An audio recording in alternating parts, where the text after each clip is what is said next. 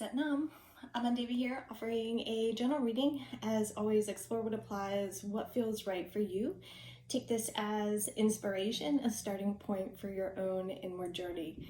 You are by far your greatest teacher. And the question on the table is, how are you meeting yourself? How are you putting up resistance to change? And in the process of meeting yourself with that barrier to change, what's happening for you?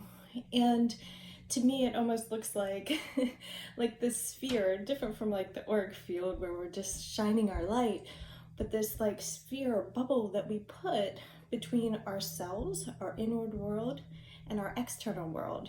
And in many cases, this feels like a protective mechanism. Like, let me just put up this wall. Let me put up this emotional barrier to protect myself from what I'm feeling inside in that moment and from what's coming at me in the external world.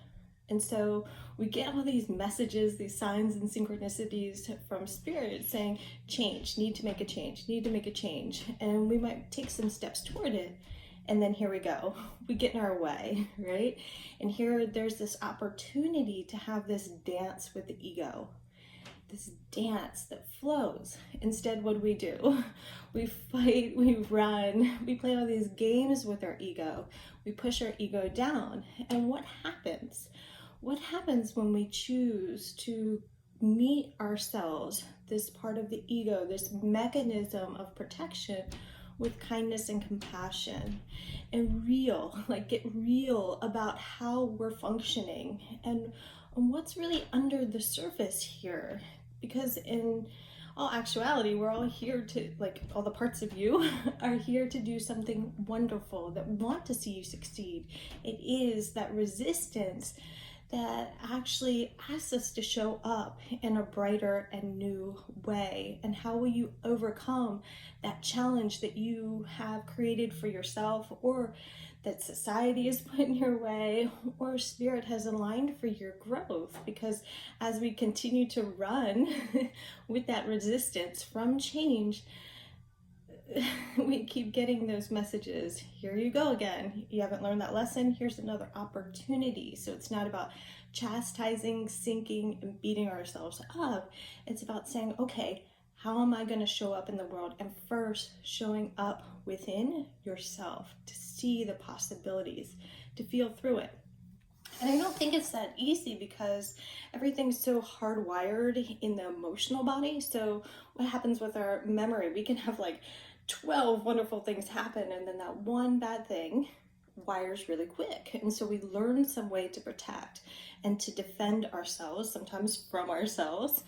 It might start out as protecting from the external, and then it becomes this inward battle that we create. And I guess I say that because there is other good in our lives, and yet we focus on preventing that one reoccurrence, that one thing that hurts so bad. And it is not about chastising, it's about protection, love, and kindness. And so when we come at ourselves that way, that there is some sort of purpose, there is some sort of love behind our behaviors, our emotions, our thoughts, our ways that we are putting up resistance, does that change how you meet yourself and how you proceed? Will you choose kindness and compassion to lead you on the path, like this grace, rather than like browbeating yourself back into your pattern? The resistance is where you truly meet who you are capable of becoming and breaking free of that mold. That mold isn't where you're supposed to stay. It was just like, I don't know why they're saying like breaking point, like the moon. This moon card in the Fountain Tarot almost has this feeling of a portal, of like really going into the depths, the darkness. And with the liquid, the water there, it's that the emotional current. I've talked about codependency and staying in that codependent pattern.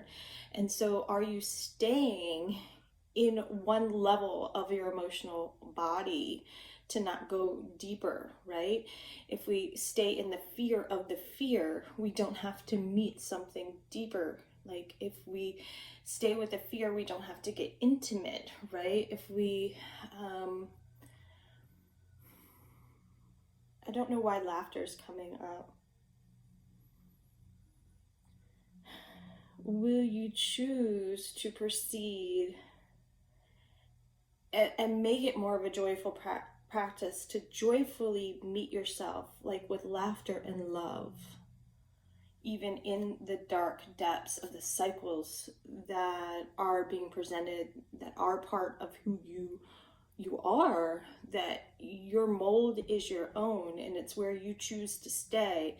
And what's happening in the emotional body, what's happening in the cosmos that's really shaking something up for you to grow. The Queen of Coins asks us to nurture in the material realm. And as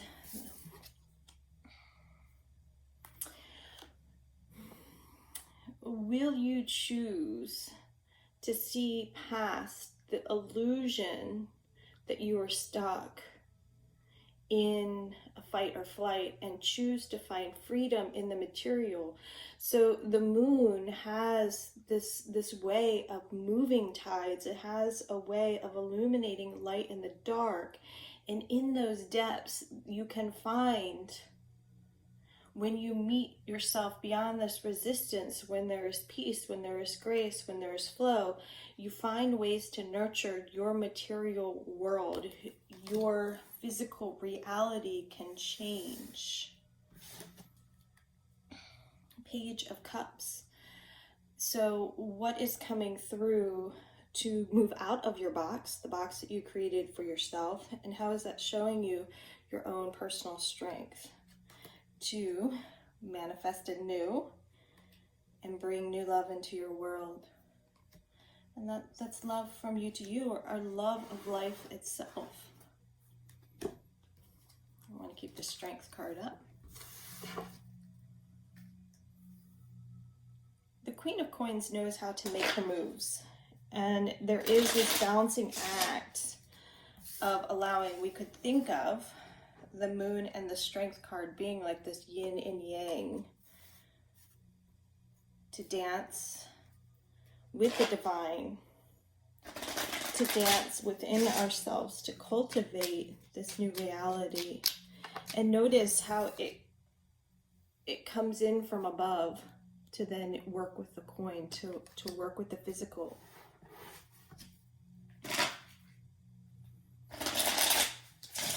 And the Page of Cups almost looks like the writing sitting at a writing desk.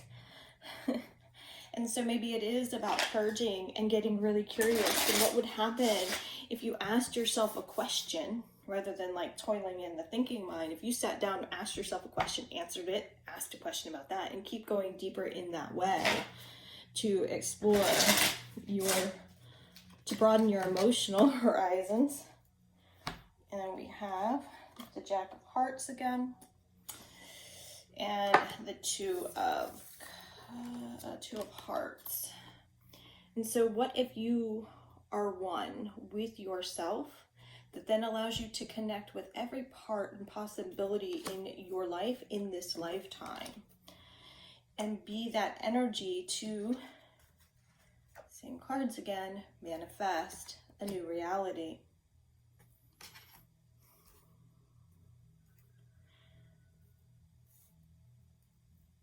So it's almost like you've, with the Queen of Coins here and the Queen of Clubs, it's like you've already spoken it into existence, and here everything is flowing and coming together to push you forward. And with that push, that emotional push requires a step from you. And that step is in your own powerhouse, within your own core, your dantian, like feeling that in your body, feeling it to the core, your strength.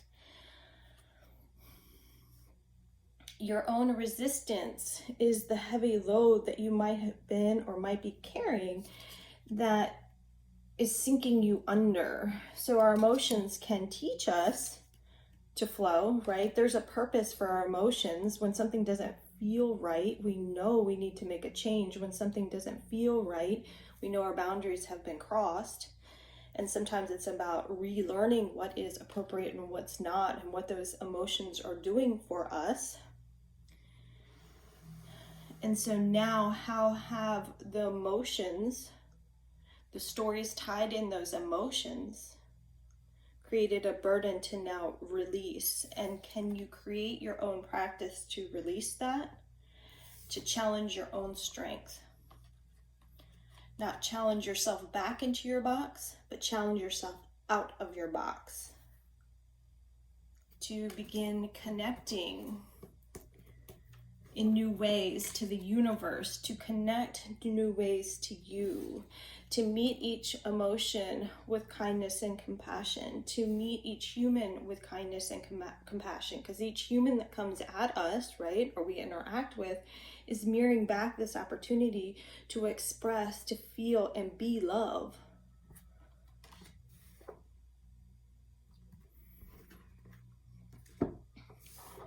There's more under the surface that you're choosing to run away from. And will you choose to go in? And as you go in, you will see a new opportunity for life on this planet. You will see new ways to create a world of joy and love.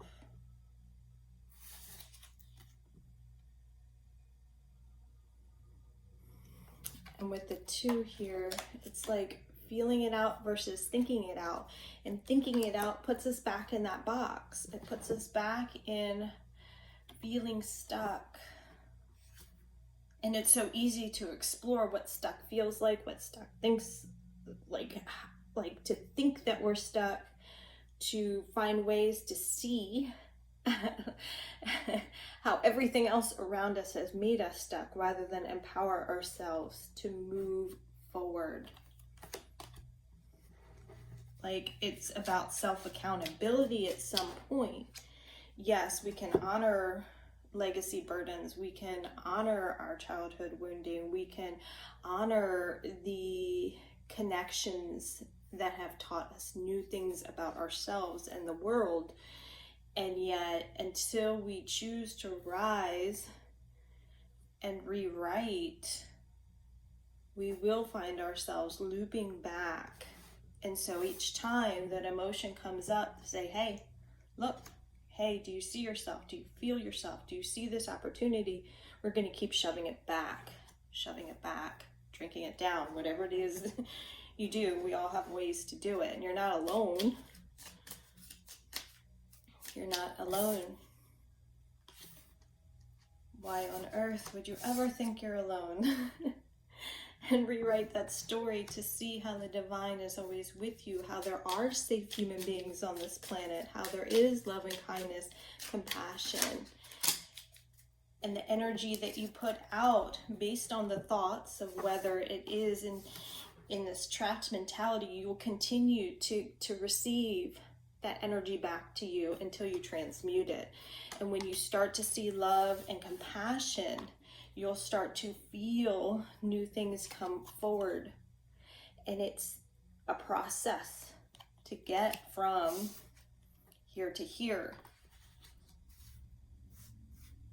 And there's nothing wrong with that move. Barnacles only grow on a docked ship, so allowing there to be some movement over the stagnation, whether that is to, you might look at